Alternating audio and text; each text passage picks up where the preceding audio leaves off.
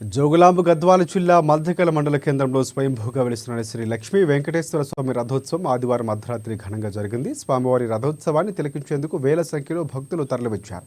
ఉమ్మడి మహబూబ్ నగర్ జిల్లా ప్రజలే కాక రాయచూరు, కర్నూలు జిల్లా నుంచి అధిక సంఖ్యలో భక్తులు వివిధ వాహనాలతో తరలివచ్చి రథోత్సవాన్ని తిలకించేందుకు తరలి రావడంతో మల్దకల్ చుట్టూ పక్కల పరిసరాలన్నీ కూడా భక్తులతో విడిదితో నిండిపోయాయి. దీంతో గ్రామానికి 2 కిలోమీటర్ల దూరం వరకు భక్తులు విడిది చేశారు. స్థానిక పోలీసులు గ్రామం బయటనే ఉండి వాహనాలు రథోత్సవ ప్రాంగణంలోకి వెళ్లకుండా కట్టుదిట్టంగా చేసి ట్రాఫిక్ను నియంత్రించారు.